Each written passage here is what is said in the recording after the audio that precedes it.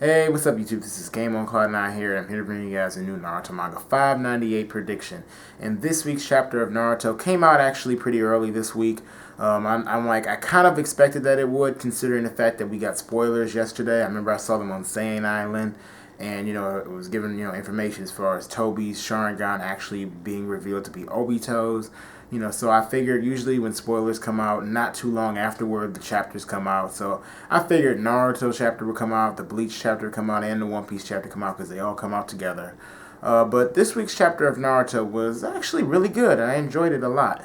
And mainly, I guess, because we got more of an idea of who Toby is behind the mask. I mean, I know we've been kind of getting that every chapter, but the more things that Toby's been saying, the more I've had the feeling that it really is Obito, especially with him revealing that he has Obito Sharingan, or at least greatly hinting the fact that he has Obito Sharingan. I mean, I guess technically you can't confirm it, but who else died at the Kanabi Bridge that just had Sharingan? You know what I mean? I mean, Obito is the only Uchiha we knew that was over there during the whole fight with the Kanabi Bridge. So I really like that part of the chapter, but I know the beginning of the chapter, I'm going to start with that first. I really like the way that Toby's his time space ninjutsu actually works, like we saw, as far as like it's not necessarily him somebody just phasing through his body. It's more or less that he can teleport parts of his body to the other dimension, and him and Kakashi actually share the same pocket dimension, which is also how I guess you could say that we know that it's Obito Sharingan, because how else would he be able to just transport bodies, in the same dimension as Kakashi? It's almost like it's Obito's own pocket dimension. You know what I mean?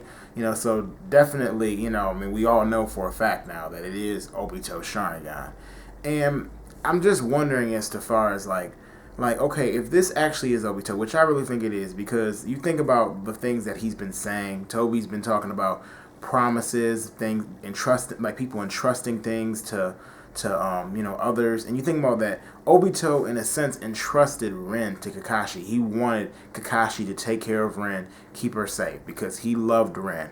And I find it a bit weird that Obito loved Rin since they were like only what, like 12, 13, but Obito said he loved Rin. So I mean, and it was in times of war and all that kind of stuff. So I definitely, it's kind of messed up, if you think about it, like, maybe this is what actually made him bad. Maybe he felt as though Kakashi couldn't, hold his duty, so he felt as though there was nothing worth living for anymore, and that, that's why he wanted to create the Moon's Eye plan. Now, it always brings up the question, how did Obito survive? Well, I feel like that's pretty easy to answer. I feel like Madara obviously had to have saved him in some type of way, and also it brings up the question, how did Madara survive the battle with the first Hokage, of course, but I'm pretty sure that's a totally different backstory for Madara.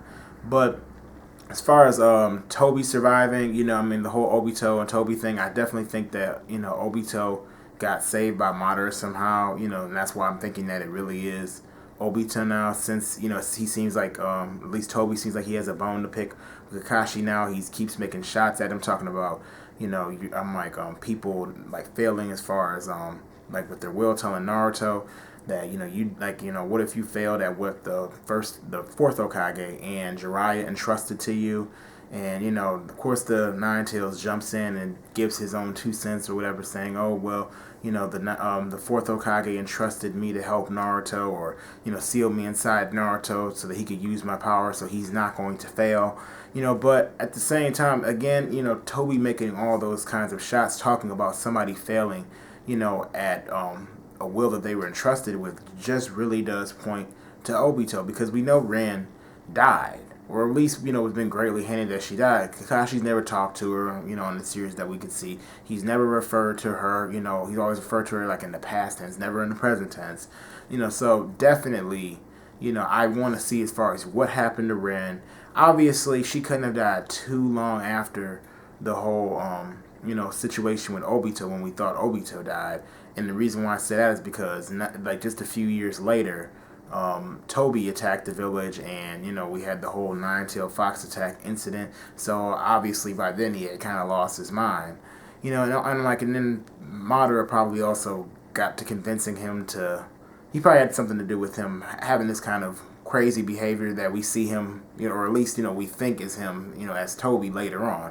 So what I'm wondering as far as Toby goes is, what ultimately was the key factor in Madara pushing him to be this way if, he is Obito? What pushed Obito to become Toby as we know him now if he is actually Toby? And also, I'm wondering as far as like what kind of training did Madara actually give him? Because he got a lot more powerful if you think about it. I mean, he was able to go toe to toe with the fourth Hokage. Previous to that, Obito didn't even seem like he was stronger than Kakashi. So, and I understand the fact some of you may say, "Oh yeah, that doesn't make sense."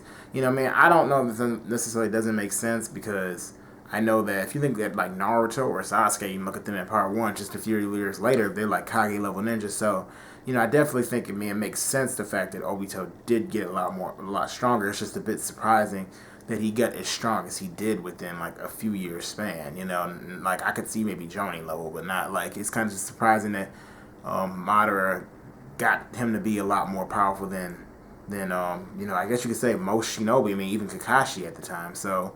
These are basically my thoughts and opinions as far as, the chapter goes about Toby and how I think he's Obito. Looking forward to next week's chapter, of course, because we have Naruto going Biju mode. And I'm thinking next chapter we're probably going to go ahead and see Naruto probably break Toby's mask. I can't really see it being dragged on any more than that because, now the time kind of seems fitting. They understand the jutsu. Naruto's going Biju mode. Toby's got his little talking out. So I definitely think that this is the moment where the fight's going to intensify. Toby's going to start putting in work. Maybe we'll even see a little Rinnegan action next week. Few techniques with Biju mode. I'm like, who knows what craziness we're about to see from here on out. But I'm definitely hyped up as far as next week goes because we're going to get some crazy action most likely. But anyway, thank you for watching this video, guys. I hope you guys enjoyed this video. Please don't forget to rate this video. So if you liked this video, don't forget to put a thumbs up. If you didn't like this video, then you can put a thumbs down. The choice is yours, guys. Also, don't forget to comment down below and just tell me what you think about the chapter in general and what maybe you think is going to happen next week. And if you let's just say this is your first time watching my channel and you enjoy my videos and you want to see more, please don't forget to subscribe. Anyway, thank you. Bye.